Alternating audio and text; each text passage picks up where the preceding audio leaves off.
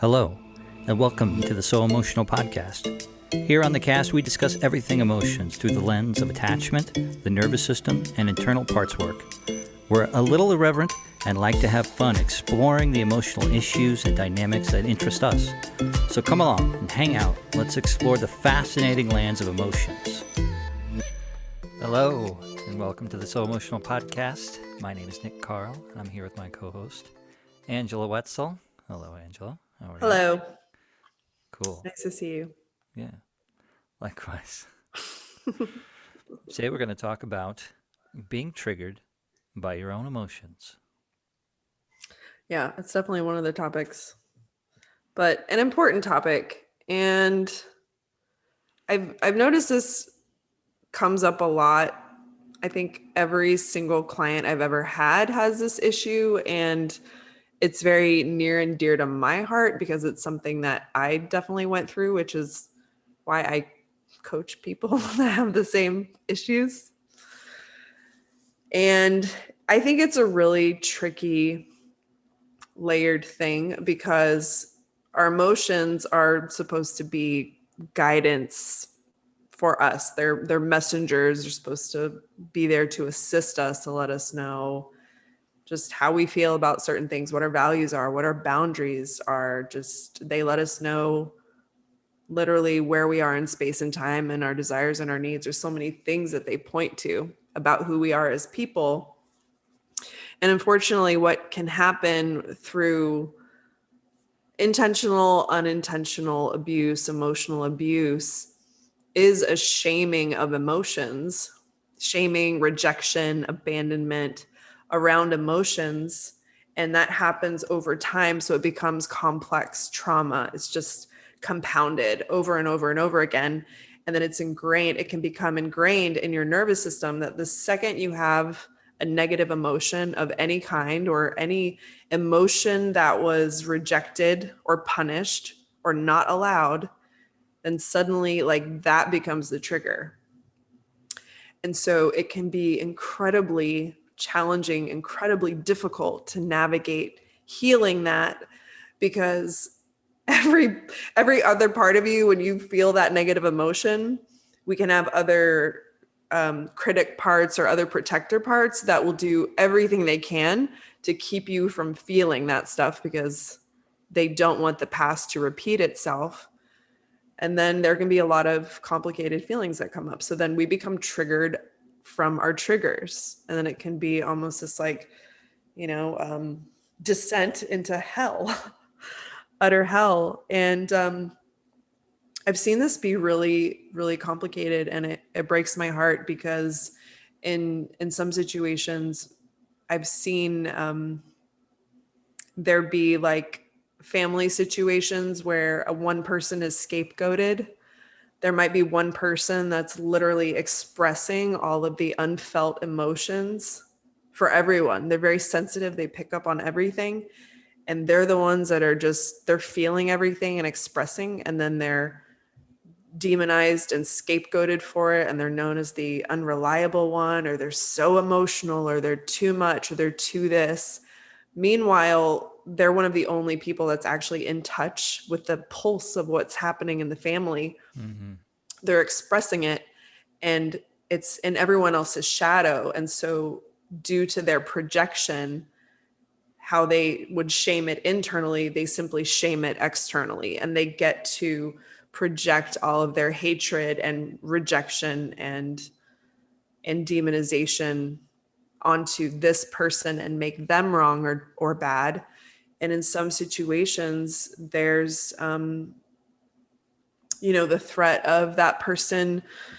I mean, actually, I know too many stories about this, but it's even sometimes where it's like the parents will take that child to the therapist as if it's that child only.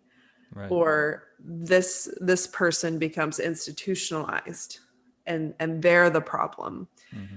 And that can be so very, very, very damaging. And it's quite a challenge to heal from some of those things. So I just wanted to open and preface with that. Right. So let's step back, I think, just into the initial thing, right? So here I am, walking down the street or hanging out with somebody, and then the first mover, the initial impetus, will be what we consider as a trigger, right? So it's something that's either it's an energy via like a conversation or a social situation or some kind of thing that'll happen that will remind your nervous system or your brain, it's kind of what comes first, the emotion or the thought about something that previously has damaged you, like, or has put you in a spot to be hurt, right? Right. And Like so what something we're you weren't ever able to resolve. It just right, you're like never. it pushes your button. So here that thing comes and it happens, but what we're trying to describe is there will be an initial like kernel to the thing that happens, but because there has never been a safe place to actually experience, work through, and get support for, and then healing for the initial thing, Yeah. because that has never existed, very quickly, at lightning speed, Yes. like in an instant, the initial thing will be swept away. And then another, so we're gonna frame this in parts work, right? And so we'll talk about we'll sort of like refer to that initial thing as I guess a part or a piece that has that consciousness of that wounding, right? The thing that had the initial feeling. Get it swept away to keep it safe by another thing. And this other thing is usually the part, and there can be, it stinks because Any. there can be many of these. There can be I call many, it parts con, like a parts convention. right? But the initial one usually is so vulnerable, right? And usually is so delicate that Mm-hmm. it can't be held in any kind of place that's unsafe at all. And so it's quickly whisked away out of consciousness so that you don't really even get often it's not, you don't even get a sniff of it, especially when you're new at like trying to piece together the work, right? Right. You won't Yeah. be able to. Some people can. I'm not saying that it's for everybody or happens the same way every time, but it's very common that the thing that usually kicks off this interaction isn't known, right? And it gets swept down very quickly. Right. What comes up next is another part, right? And this is usually something that is more stable and usually rooted in some different kinds of emotions, not usually the same vulnerability, right? Mm-hmm. And those, I don't know, what are some of the characteristics of some of the like the secondary parts or pieces that come up? I've seen these to be, sometimes more critical. In some ways, they seem to be more avoidant, where it's like, oh, cut that shit out, because it's almost like an internalized voice of the treatment that they received, and so Mm-hmm. then they become their own internal editor or internal critic of those emotions. So if they keep those emotions down, then they're Mm-hmm. safe. Right. So the Right. emotion's still happening, Yeah. but this part's like, cut that shit out right now. Right. We don't have time for that, whatever it is, whatever the script is. Right. I know that for a long time, and this still happens, I still get caught in this opposition that when strong emotions come up in me, it seems very like across the board. It doesn't seem like a singular part. Maybe that it is, but there is just opposition to strong emotions. Just like it's just Mhm. like an across the board, just like trying to turn away, just like make it go away, right? Just like don't want to feel it, right? Mhm. Which is a very visceral and deep, like rejection to the thing that is happening, right? Right. And that space, I mean, I was in, and still get into that space often, all the time, right? Mhm. Like it is taken. I would say that is even more often than the times that I can say that whatever I'm feeling, that it's actually okay. Let's listen. Let's be with this this part that's hurting, you know. Let's get to know it more. Let's bring it in. Let's accept it. Let's hold it, right? Mm-hmm. Forever and ever and ever. For my whole life, that's like just the practice thing is always just like this turning away, this total rejection of the thing. Don't even want to see it or feel it or know it at all, as it's freaking out and pressing down upon me, you know. But that turn is like so like fundamental to like how my inner system worked, you know. Um, it was hard for me to contextualize what that even meant. Like, you know, that an emotion could be triggering in itself. You know, it seemed Mm-hmm. the syntax seemed a little bit wrong. I was like, it doesn't make sense. You know, Mm-hmm. until I started to have experiences of myself um, being more loving to whatever came up.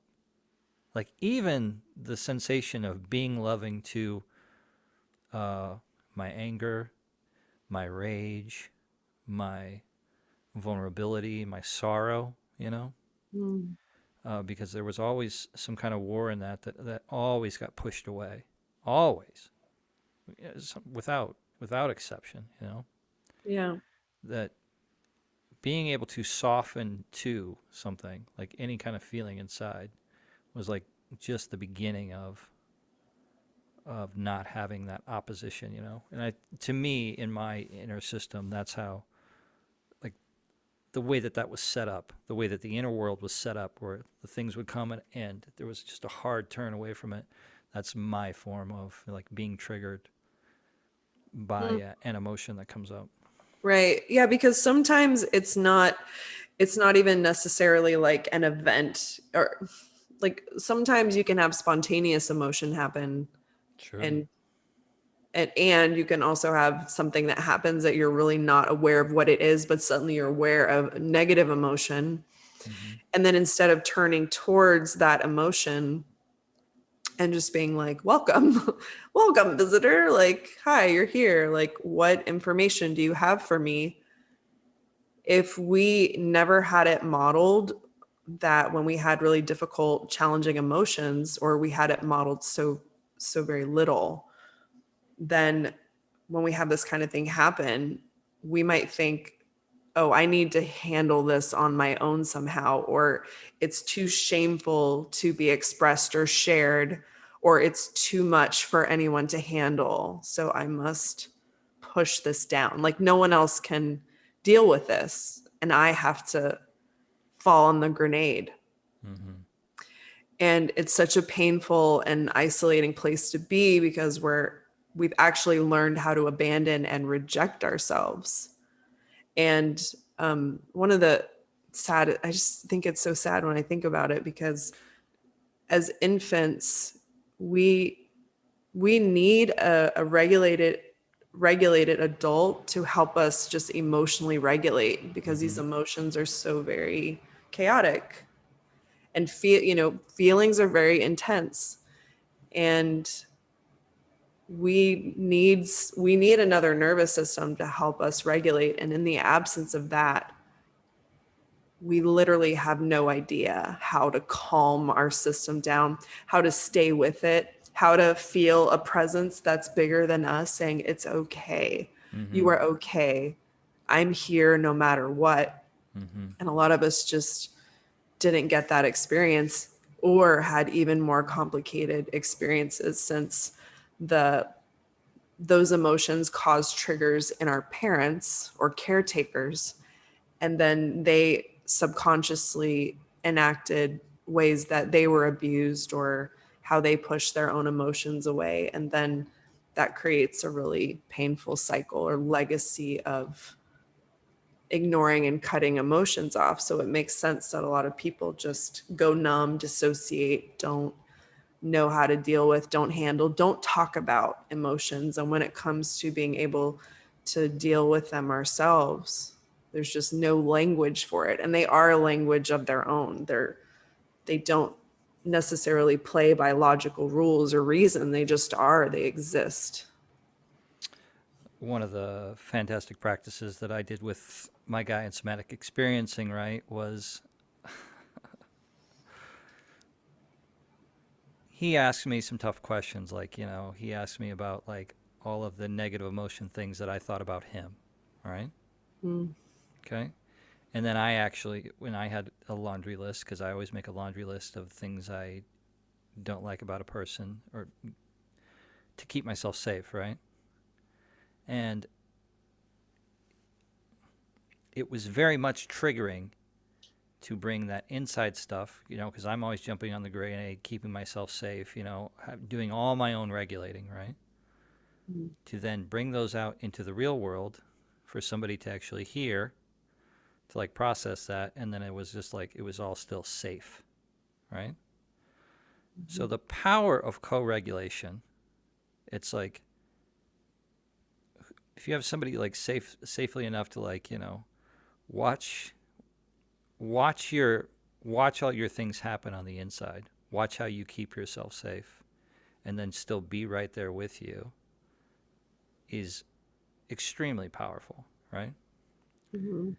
Because it just is like it just goes back to what you said. It's like you need somebody else, and in the absence of somebody else to sort of like get a baseline off of, there's only your own nervous system to go off of, right? And a lot of those preconceived notions are these like we can't allow any of this to happen, right? It's like we have to keep Mhm. everybody inside. You can't be vulnerable because there isn't anybody else. You know, Nobody's coming. nobody's coming. And that was one of the things like when I started to get into my work, it was that mantra, right? I remember what it was. It was just that nobody is ever coming, right? Nobody's ever coming. I have to deal with everything alone, right? Life is only a grind. That's it. That's all life is. I imagine American History X. I imagine teeth on a fucking Mm. curb. That's what I thought about. That's like how it felt, right? Life is just a grind. You grind your teeth and then you die. And that's all that there is, right? Mhm. So until you can open up, like for me, I'm not saying that everybody has to do this, right? But it was just, this was how grounding it was. So it's like somebody asked me to share what's happening on the inside, how I actually think and how I actually feel about somebody else, right? And then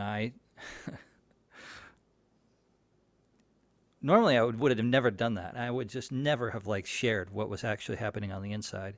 But I was just like, all right, fuck it, I'll do it, And it was fucking terrifying, right? What was your fear? What was the fear in that? Like if you did that? That he's going to use it on me later, right? Mm. That those words then have come out of my mouth and then forever can't be taken back. Because I feel like I have done that, like in personal relationships. I've gotten so fucking pissed and then like just scream shit, right? And then nothing is ever the same. Mm.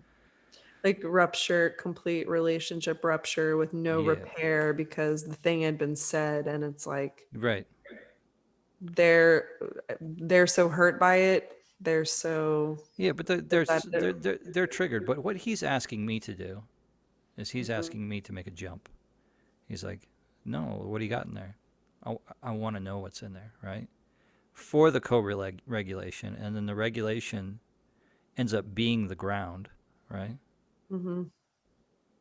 Because of course he knew that all that is just a mechanism to keep space, right? To keep space between us, to keep me safe, right?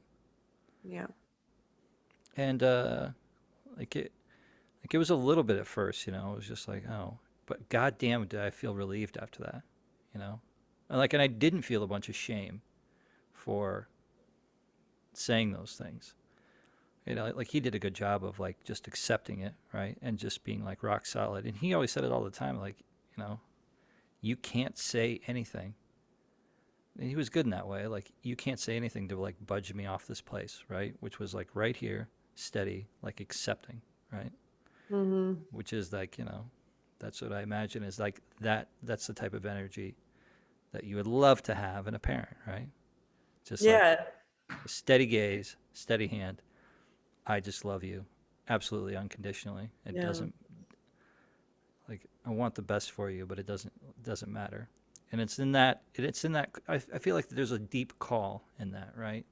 in the co-regulation, there's a deep call to say like, hey, here on this planet in this time, this place is good and it's safe, and you can come into this space here, right? Right. And in this exchange, there's goodness and there's safety. You don't have to be scheming all the time in the back of your head to just like be angling. Yeah, But strategizing. right.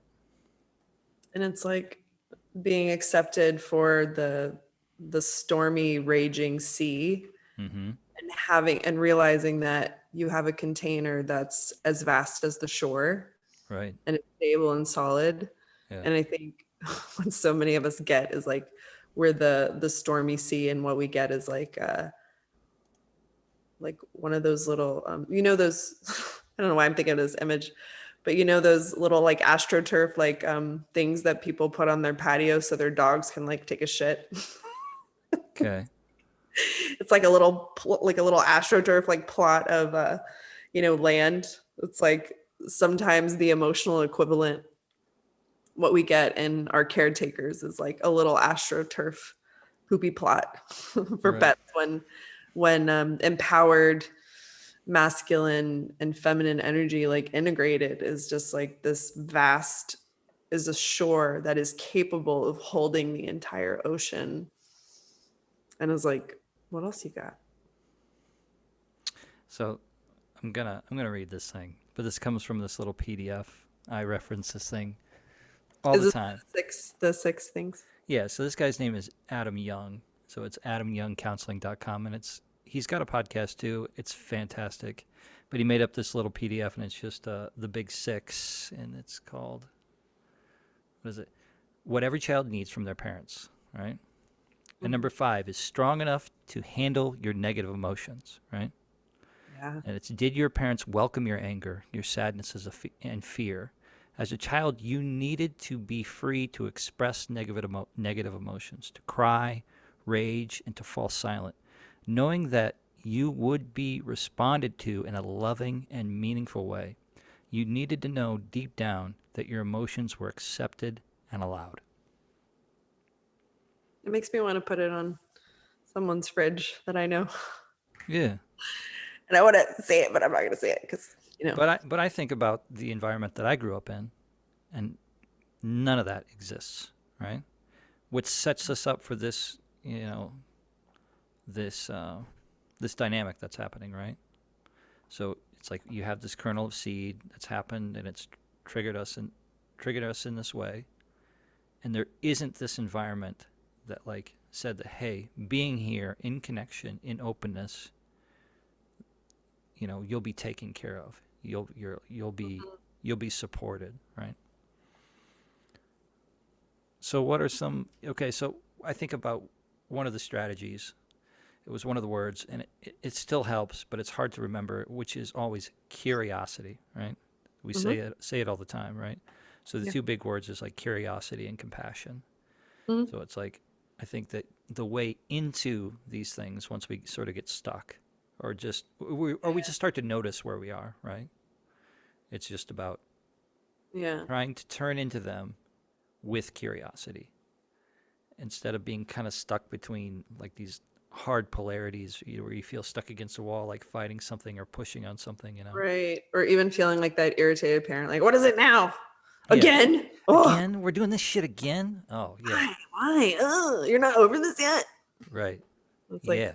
very not not helpful. And Jesus, dude. Yeah. I want you to read the other ones on the list because I feel like they're You want to important. you want to do it? I don't. Okay. The big Yeah, I want six. The big six. you to. Adam Young counseling. Whatever child needs from their parents. Number 1 is attunement. Were your parents so attuned to you that they knew what you were feeling? A parent that is distracted by their own needs, wants, emotions, and personal pain cannot be attuned to a child's needs, Mhm. right? So I think about my childhood, right? Mhm. So that's what happens, right? big Yeah. family, it gets turned around. And so mom's emotions become like the wagon wheel, right? And us kids, the Everything. spokes, are Yeah. just on the outside, Right. Yeah. Yeah, Her pain, her needs. It's that's like, right. I think a lot of parents in that generation, and they didn't have like the same resources that we do now. And of course, like even therapy, there's still some stigma around it and not everyone gets it, Hmm. you know, but it's like then the idea that you just had children and you had a bunch of them and your kids are there to love you. Yeah. They're there to love you, and they should thank their lucky stars that you pushed the mom pushed them out of her vagina, and that you should be grateful that you're You here. got And 3 squares and a roof, didn't you? yeah, it's like, yeah, and then with the guilting stories of you had it so much better than I did, so, and it's like this child is like, I have no idea how you had it at all, and I don't know any different, but still, that's happening. And the parents are actually the children and the children become the parents, and I see a lot of that. you know Number 2, responsiveness. When you were distressed, that's mad, sad, and afraid, did your parents respond to you? Did they offer comfort, care, and kindness? In other words, was she able to soothe you when you're anxious and scared, and stimulate you when you were shutting down? I was told that I could feel my anger, but I couldn't feel it in the presence of everyone. I was told that I could go into my room and scream into a pillow, and that was where I was acceptable. Hmm. But Under the anywhere pillow else, in your room. it was not. Yeah. There's a little bit extra to this. It says, As an infant, you had absolutely no ability to regulate your own arousal. However, if your mother was able to regulate your arousal, then she enabled you to learn how to regulate your own arousal, to calm your own anxiety and spring to life again when you were going numb. A child cannot regulate his or her own arousal. The child is utterly dependent on their mother's ability to regulate it for them. Yes. Oh, yeah. To the point that I said earlier. And just to define arousal for people, because using that in a sentence sometimes can sound weird. It's really just your nervous system becoming aroused, like When your dysregulated, emotional blood agitated, pressure. emotional blood pressure. Right. It's referred to as arousal, Right. which is usually conflated with sexual arousal. Right. There's different kinds of arousal. Number 3, engagement. Did your parents have an internal intention and genuine desire to know you, to know your heart?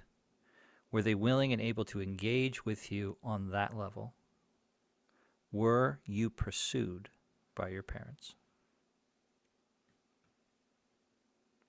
I Interesting. would say a lot of people probably Yeah.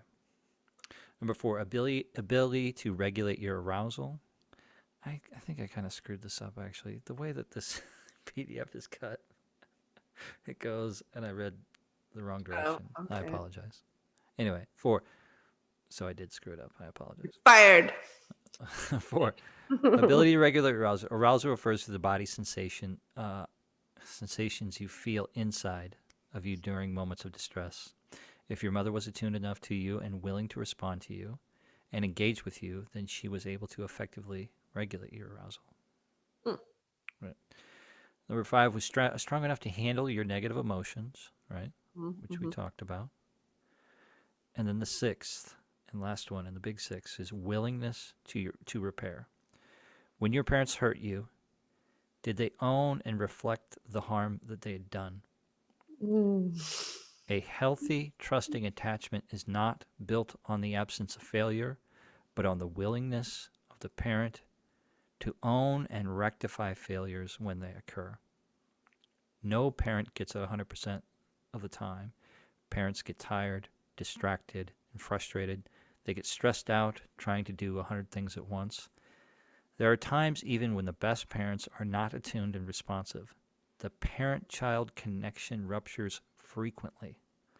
But the mark of a good enough caregiver is that the ruptures are repaired through a process of reattunement in re-engagement with the child. What matters to you as a child was not that your parent got it right each time, but that they recognized when they missed you or hurt you and responded in a way that brought comfort and reconnection. Yeah. If, you if your parents were attuned to you, responsive to your needs, engaged with your heart, able to regulate your arousal, strong enough to handle your negative emotions, and willing to repair failures, then the result was a secure attachment. Yeah. If your relationship with your parents was not marked by these things, then you likely developed an insecure attachment, which means that you have experienced some measure of abandonment, betrayal, and powerlessness. Amen. That is really good. That Yeah. is really good. And what we really have here is a map that we can use when we're getting in touch with our own parts, our own inner children, Hmm. how to pursue ourselves and make repairs when we lack accountability or make mistakes with ourselves, which is definitely going to happen at some point. It's like using all of those things with ourselves and in relationship would be a great map for secure attachment. Yeah, and I think that you could just take these 6 points and think about, okay, when I run into my own triggers, right? When I run into my own insecurities, when I run into my own like sensitive parts, it's like attunement. Oh, I need to pay attention to these things. I have to make these things important, right? Oh, I'm feeling something. Yeah, It's not pleasant. That's okay. yeah, right. Responsiveness, like I like it kind of goes with attunement. Like you have to listen and like take information from them. Oh, this situation isn't safe, or I'm having like a giant like, you know, I'm shitting on myself really hard or something. It's like Right. I need to be responsive in this situation and do something about it. Or I'm being told that the situation isn't safe based on past things, but I know that something's going on and I'm able to understand what the deeper need is to confront the fear of the unknown or the fear of that thing happening again Right. by discerning. It goes into engagement. So this is like knowing the inner heart of the parent knowing the inner heart of the child. And yeah, Us getting to know our parts, all our facets. so when I imagine like having my own child or something like that, there is like a very visceral feeling of like care when I think about like if I had a dog or something, or like a small child, like I can connect with those really strong feelings of caretaking, right? Mm, Um, it is tougher for me, at least, just in my strictly emotional landscape when I'm working with my mind in these like strong emotional pieces to bring some of that heart in there, right? mm, There's probably some tricks I could try to do. Like I've imagined myself as like a little kid, or like tried to like put an age on it and put my like self in a mind scenario to like meet up with that person, which is something you do a lot in parts work anyway. You mm, try to sort of suss out the age of the of the child, right? mhm, And I think that it is very helpful in parts work that when you do that, you kind of give them like a body and an age, right? And you think about yourself or mhm. any child in that body and age feeling those emotions can wake up some heart, right? Yeah.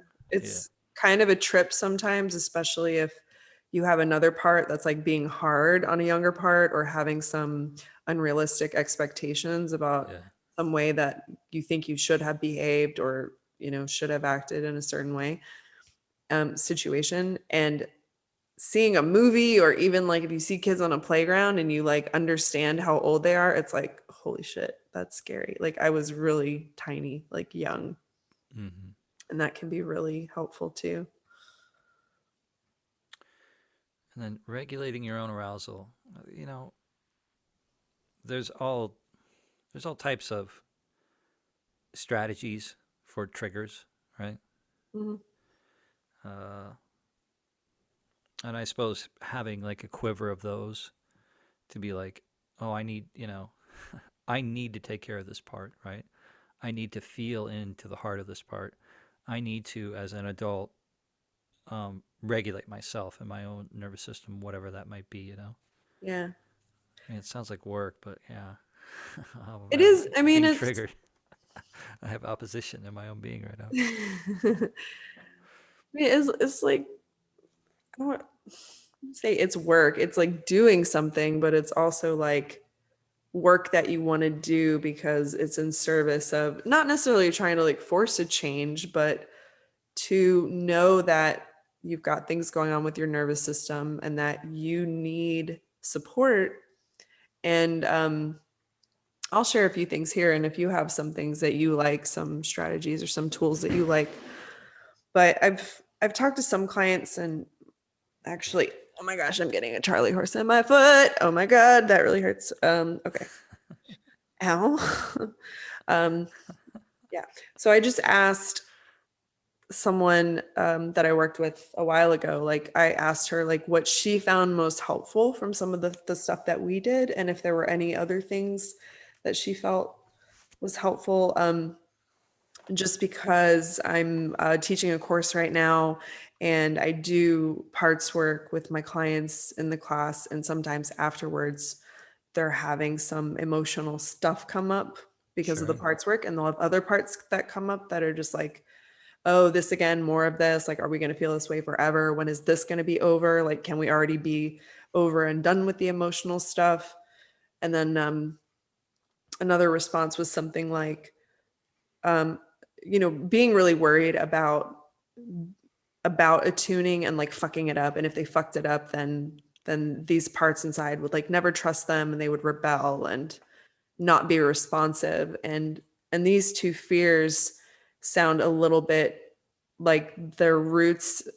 One is the root in, I guess, was that number 5, like being able to manage their own like trigger. I don't remember what number it was, but just being able Yeah. to manage being triggered, right, is one of them. And Strong another enough to one, handle negative emotions. Yeah. yeah, is strong enough to handle negative emotions, which makes sense because so many of my clients are parentified children where they ended up taking care of their parents' emotions so that they could in turn feel safe. Mm-hmm. And they had to get rid of a lot of their own emotions and put Right. those aside to take care, to be the strong one. So when it comes to some of these internal things that they're dealing with, they're pushing that down in a way because that was never safe. And perhaps what they saw in their home of origin was just emotional chaos. And so the emotions coming up don't feel safe, and they feel like once they start feeling them, they're never going to stop, and they're just going to take over, and it's just going to be mayhem, right? But I think the other thing is really just understanding that we can have internal ruptures and we can have internal repairs too. But anyway, I was going to share like some of the tools. Um, so one thing that one of my former clients had mentioned was being able to take a walk in nature was so very helpful, just because it's very calming, and just being able to walk and get some of that energy out was really useful. Being able to Mm-hmm. move with that energy, right? Because when you get into sympathetic stuff, you can have a lot of energy, a lot of anxiety, and it's not really going anywhere, and you can literally sit on your couch. It's still going to be coursing through your veins, but it can feel Right. better to move. Something else that could be really helpful is literally just feeling the boundaries of your own physical body Mm-hmm. and knowing that the emotions are not bigger than you. Like trying to find out where they're located, they can feel bigger than you, Mm-hmm. but they're really all created like in the mind, and they're energetically, they originate in here. And so it's just doing some like squeezing, some Mm-hmm. alternating, armpit and shoulder stuff, squeeze, hugs, just rubbing, presencing, Getting in touch with your senses. So looking around, noticing details, noticing textures, getting like a hot cup of tea, just feeling heat and cold, and just trying to tap into every single one of your senses, putting on some music. And also just receiving your own touch can be really, really powerful. Just giving yourself like a little squeeze, a little hug, like you're okay. Sometimes sitting on your floor and just hugging yourself and rocking can feel really good. Coherent breathing, just anything where you're slowing your breath down and your exhale is longer than your inhale. And coherent two bells, I think, is a YouTube video that you can watch. That's a really great resource. And there's a number of different things. Like I even have this app called Luna that I like. We're not sponsored, and like I just happen to like it, but it has really soothing music, and it has these little landscapes you can color, and they tell stories, and they're just really wonderful for your nervous system. And there's a number of things that you can really do that can help you to feel better, and whatever you like that helps you feel better. And you can think about holding the hand of that emotion and invite it to feel better without demanding that it change and without demanding that it not be what it is. Right. So one of the things I like, you said, an idea that I played around with it is, in my mind's eye, I step back a little bit, and I think that the big thing that I'm feeling that does feel very overwhelming, and it's bigger than my sense. I step back just a little bit, and I just kind of see my body from just like 6 inches behind me, and say Mm-hmm. that all of that is just happening in here, right? Mm-hmm. And it's just a little perspective, and that was really fun to play around with, and I played around with that for like a few weeks. It's kind of strange how these tools, at least in my mind, they seem very effective, but then they seem to like drift away. It's like I don't know if it's like being deconstructed by my brain or whatever's happening. You mean But like just trying to remember it in the moment? yeah, that it seemed like very prescient. It was like a thing I was using over and over, but then it was like, oh, I forgot I had Mm. that tool. Right. And I think that's because when we get triggered, we go into a different part of our brain and the blood flow changes and what we have Yeah, access to changes. And right. so literally what I have done, like I used to have a checklist. I don't know if we spoke about this. I had a checklist up in my loft because when I first was really feeling into my anxious attachment, I made a list of the steps that I needed to go through Mm, to like check myself before I wrecked myself right.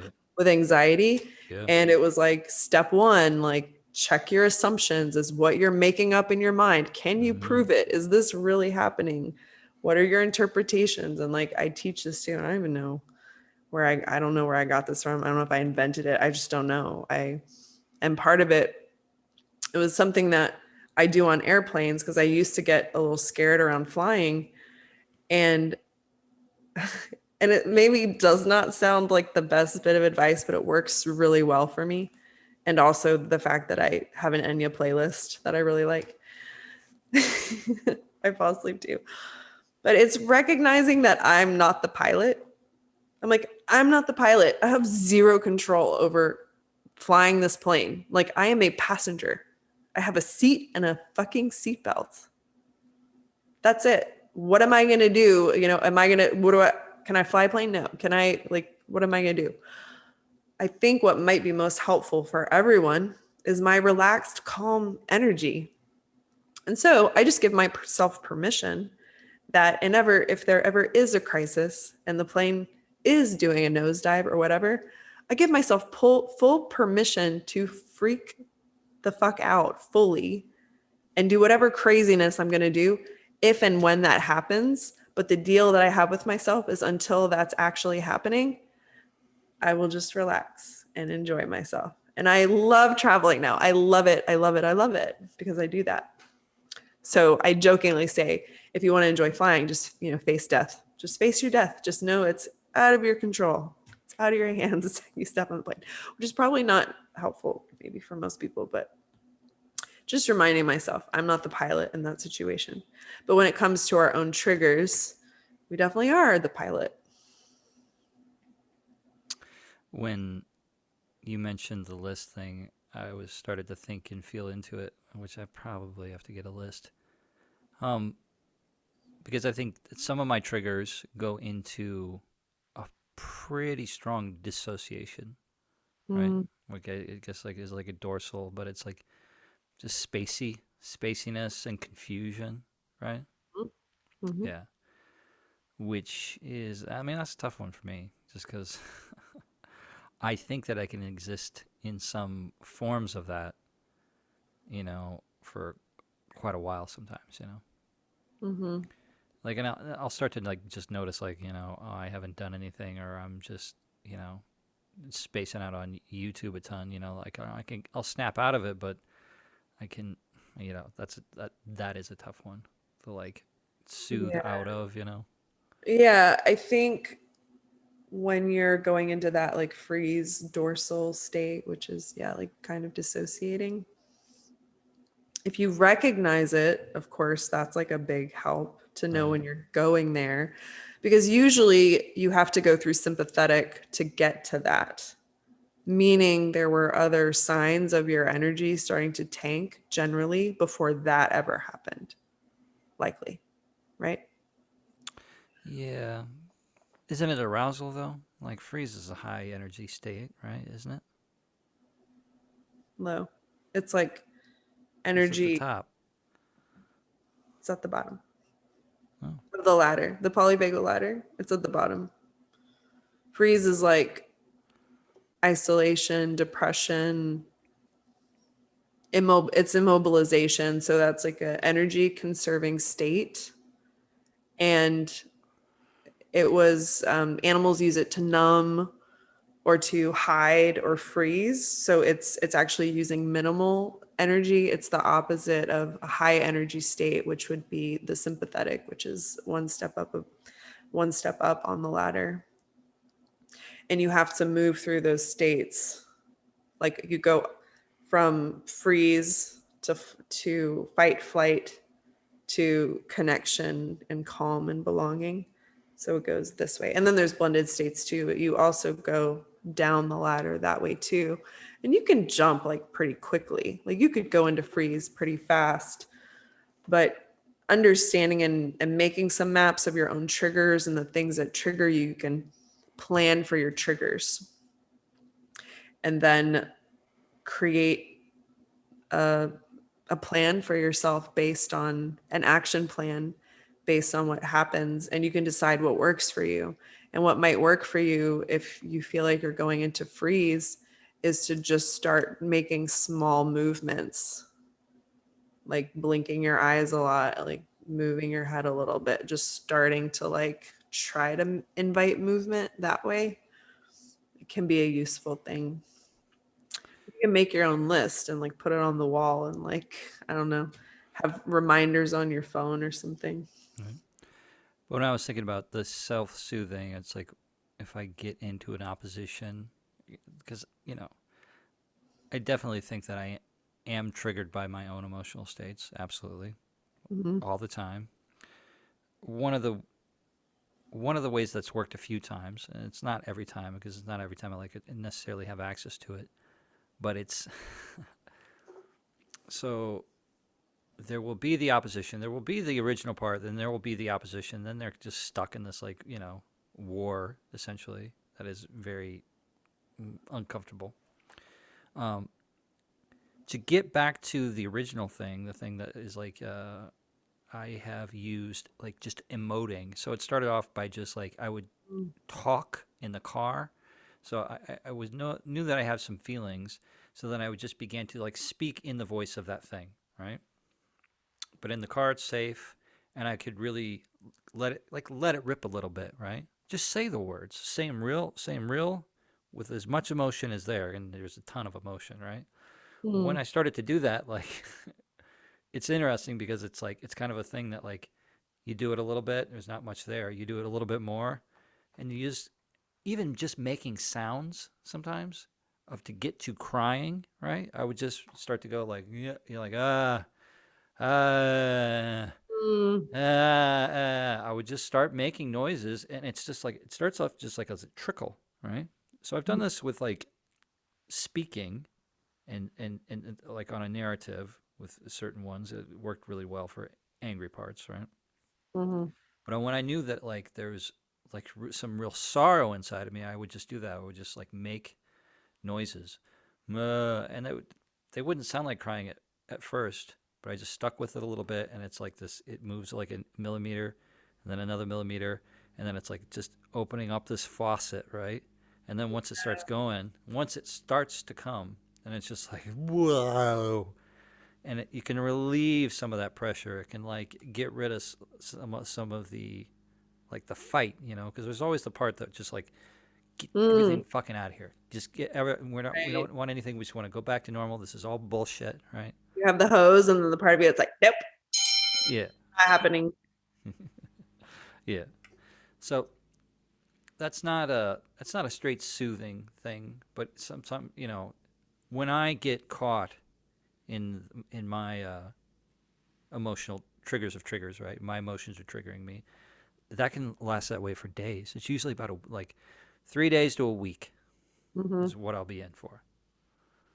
And so, there's definitely some soothing, and I it's a lot of it's I try things I try is mostly like about self talk, right?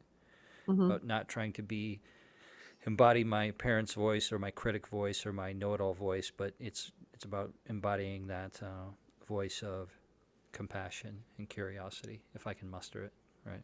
Yeah, I think part of the challenge is that in our society, we're so very analytical and intellectual. Like we just do a lot of mental exercise and strategizing instead of intimacy, which is really just connecting Yeah, to our connecting, felt sense, connecting to our being with, being with, yeah, yeah, being with, and then like sharing from that place. right. And there's always a temptation, I think, just because I believe this is how we're indoctrinated to approach ourselves, I think, in some way. And that's by trying to use the analytical mind to solve our emotions as if they're Mm-hmm. problems Mm-hmm. to be solved, which if you look at any child, that's crying, you could say, "What's wrong?" But they may not know. Mm-hmm. And so often with our emotions, the emotions are there. They have their own way of expression, but they're not thinking in a linear, organized, rational fashion. They're just like, I have feelings because I have feelings. I don't know what I'm feeling, right? And instead of following the temptation to try to fix or analyze or figure out or Rubik's Cube what's happening, the more empowering, generative, helpful thing for these emotions is just to say, I feel you. I hear you. And I will be here holding space for you. I don't need to fix you. I don't need to change you. And when you're ready, I'm listening. It's not getting these emotions, backing them into the corner and being like, you better tell me what's going on right now so I can fix this right away, Yeah. right? Which Shut which up, I you little brat. which I think is some energy that we can inadvertently bring to ourselves and our own Yeah. emotions, where it's like, oh, I'm feeling this thing. I need to do something with it. I need to fix this right now. I need to solve it so I can keep this from happening. And often it's just a part of you that needs to cycle, that needs to express, that maybe it just needs to be heard and it doesn't want to be fixed. It doesn't want a solution. It's just like in relationships. It's like, do you want me to listen or do you want a solution? And I think Mm. mostly it's, I would like you to listen first. And if I need a solution, I'll ask you for it. You know what I mean? It makes me think about this thing I think I saw the other day. Some mother talking about her baby crying, and that there was like five distinct cries. Hmm. There That's was like, interesting. the scared cry, the hungry cry, the hurt cry, you know, and it was just all, obviously a cry's a cry, but it's all very analog, right? Like, it's just straight feeling, and that she could respond Hmm. just in the way that she needed to. Well, that's very attuned and Right. wonderful. If she's able to identify the difference, right? Yeah, Because just by the feeling, right?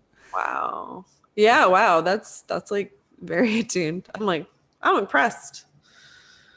Well, just think And if that's like the basis, though, it's just like everything else is just like an abstraction off that very thing. It's like right, they're just all actually cries. Yeah. right, actually listening and responding like from the heart or the gut as opposed to I got to crack this egg, Yeah. yeah, I gotta figure this out, or I'm gonna do all these things and try to figure out, and instead of listening to this and connecting Right. from here. Yeah, Cool. I had one other thing I What was was gonna it? say, and I can't remember it. It's in there. I can see it. That's right. I think you're talking about my artificial lens, that thing you see glinting in my eye. Um, well, there was a question about also clients that they were like the fact that there are other parts that can okay. I was like, how do I say this? So we have like our, in parts work, internal family systems, Yes. where it's the capital S self. It's like the part of us that's really like the witness or the observer that is really is compassionate, is curious. And then when we have some opinions about like other parts of ourselves, then it's usually a different part that has an opinion about another part. It's like we're observing these personalities and conversations that are happening within us, but that which we observe is actually not really us. You know what I mean? Mm-hmm. Right? Which is starting to get really trippy. It's like I am the thing that is observing, but if I'm able to listen, and we can become very identified with the parts and say, this is me. That's also me. Or I didn't even realize that that is not me because I just believed that I am all these perspectives and personalities, which a lot of people do. And I think it's something that's pretty easy to take for granted, that we are the dialogue that's in our heads, right? And so the trick is when we become triggered by our own emotions, there's likely a part that is having the emotion and another part that is stepping in, whether it's a critic or a protector or a firefighter, that's like, no, like bitch slapping that down, right? Because it's the emotion and then the reaction to that emotion. So if it's a triggered reaction, anything aside from compassionate curiosity, which I think Dr. Gabor Mate talks about all the time, then we have to suspect that it's another part that is having feelings about the feelings. Right? I absolutely agree with that perspective, right? Mm-hmm. But it also makes me think about coming to that place, right? Because I would say, like, 6 or 7 years ago, like, listening to what you just said, and I would be like, what in the fuck are you talking about? Yes. Yeah. Because like, this, like, my experience of myself is Yeah. just like, there's only one me, right? Yeah. Yeah. Yeah. Uh, and in the language that we use now, it was like all of the parts that I see now that seem to stick around some very specific feelings, right? Mm-hmm. Didn't have those edges before. So then the language we use now is enmeshment, right? That those triggers still existed inside of Or me, identification.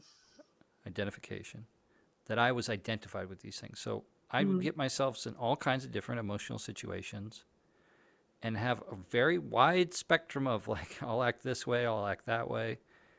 And, you know, especially in intimate relationships, and I would, like, scratch my head and be like, God, I followed the same exact sort of tune and pattern as last time, like, there was lots of times when I definitely felt kind of crazy, right? Mhm. I mean, it's Yeah, for like, why do I crazy, feel mate. this way, or what's coming up, or I don't understand. Like, Yeah, or it'd be like, I just got myself out of that relationship. I know because I just did it, worked really hard to get out, and now all I can think about is I want to go back. Like that's all that I want in the world. And I know because I was just there that when I get over there, I'm going to want to be here. What the fuck is this? Used to happen to me when I would be like, I right. was like living at my parents' house and I would be invited to go to town. But I knew if I went to town, I would want to be at home. But if I was at home, I'd want to go to town. And I said, it's a no-win situation for me. I'll hate whichever direction I go. I'm sorry. It's just It's just like absolutely maddening, right? so disorganized. Yeah, but also it's like the the coping strategy or part of you is Right. So, trying. but that there is ways to begin to think about some of these things and to begin to experience some of these things that kind of starts to pull out little threads. And when you start to like pull on the threads and experience the threads and they can get a little bit of space, that's when these idea of the parts work can kind of start to come together, right? Yeah, I mean, we even talked about this on an earlier podcast, but I think we did, where I was talking about being identified with a certain part. And I did not even realize I was so identified with this part that I couldn't really see it Yeah. until another part started yelling at it, which I know sounds totally bonkers for people that haven't like done any of this work, but it's like I almost think of it, when people talk about having the angel on one shoulder and the devil on the other, Right. it's something like that when you have like an internal argument or there's something going on inside where, like you were talking about, like I fought so hard to get out of this relationship and now that I'm out of it, all I want is back in. Like, there's conflict and it's happening inside. And it's literally two aspects of our personality that are having a disagreement, and the lack of harmony is within us, and it's because there's an internal power struggle happening, and why that internal power struggle is happening is likely due to one part deciding that it knows what's best for other parts to keep it safe. And sometimes this part that has been controlling everything and repressing and suppressing and keeping everything tight and like the beach ball underwater eventually becomes tired, because when we exhaust our bodies and or maybe use substances where we lubricate to that place of just like not really having full control of our faculties, then you see all the stuff that's like in the shadows or these suppressed parts coming Mm, up. And then that's why you see different aspects of people's personalities where like, oh, he's a mean drunk, or, even when people talk about spirits, alcohol being spirits, right. there's a belief that when you drink alcohol, you're inviting demons or spirits to inhabit your body. Right. And And really, so all that you did was you you made you, the strong one just like you lessened its ability to hold its place in your psyche, right? right. And here come So the it's, other ones. and the other ones come up, right? Right. And really, the goal is for us to get these parts to be able to talk. And it is literally like couples therapy, internal couples therapy, or just therapy for two people or more people, or however, if you have a triangle going on inside, like you can, Right. or you can have a bunch of parts that like hate this other part. So it's just, there's so many different configurations. There's as many configurations, I'm sure, as there are people on the planet, Right. and relationship types and dynamics and things, just because there's so many different aspects of personality.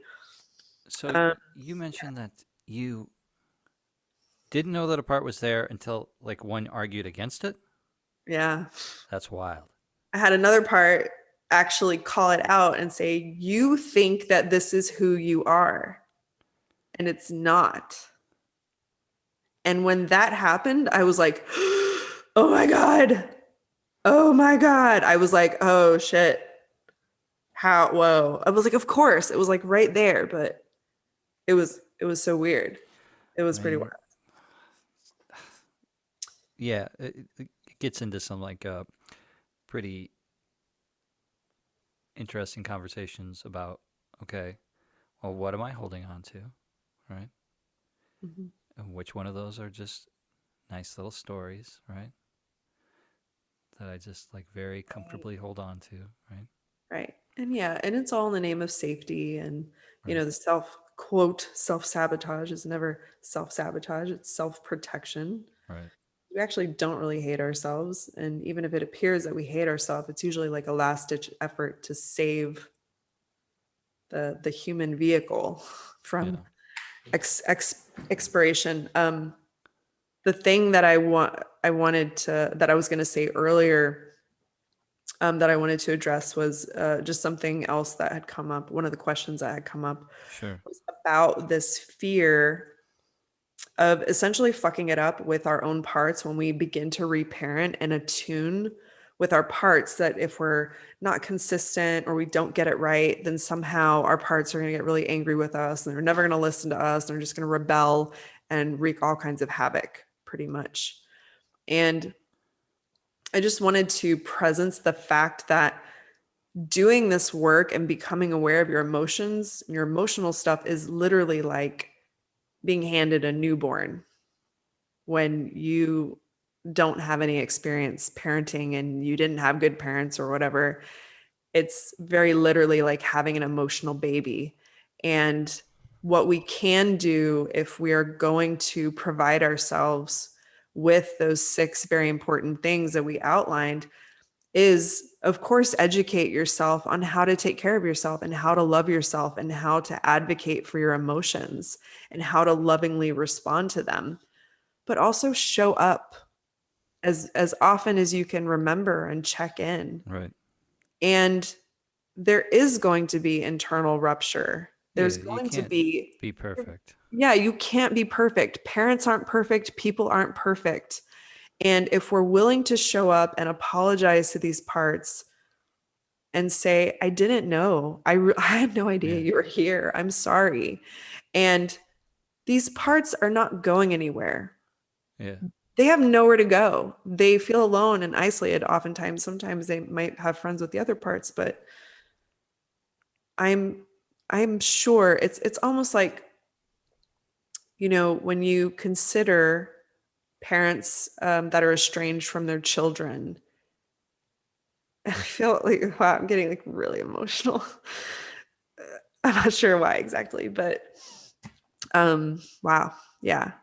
And I'm just thinking about if that parent were to ever like turn around and just say, oh my gosh, I'm so sorry for all the years of this, that, and the yeah, other, and now I want to be here. yeah, You would still have to show up and establish that relationship, and you would have to be accountable, and you would still abide by the rules that you would in relationship if you had betrayed someone's trust. mm, And you would make amends and you would repair what you had ruptured, and it's absolutely possible. right, Now, in some cases with parents and their children, they fuck up so many times and it's so painful.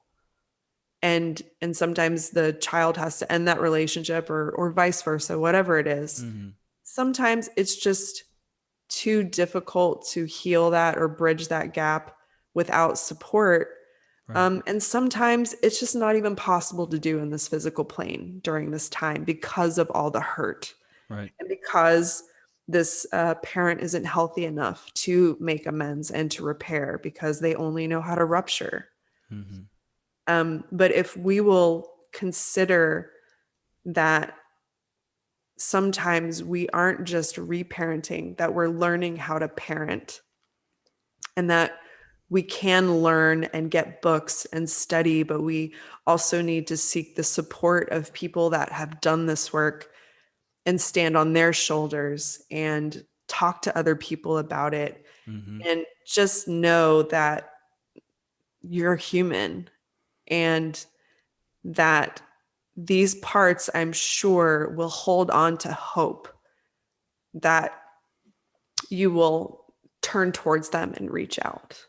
Yeah. And never stop pursuing them. Right. Just patient pursuit and love and care. Yeah. Right. That It was means good. a lot to me. Yeah. It's okay not. You don't have to be perfect. Just Mhm. just continue. Yeah, just keep continue. trying. Just Yeah. keep trying and do your best and And just don't. show up. Yeah. Showing up is worth a hell of a lot Right. to children and to your internal parts. Mm-hmm. Anything more? I think that's it. Cool. Thanks for hanging out with us. So emotional. Yeah, It is today. Thank you, Angela. you're welcome. We'll see Always. you next time. All right. Bye, everyone. Bye.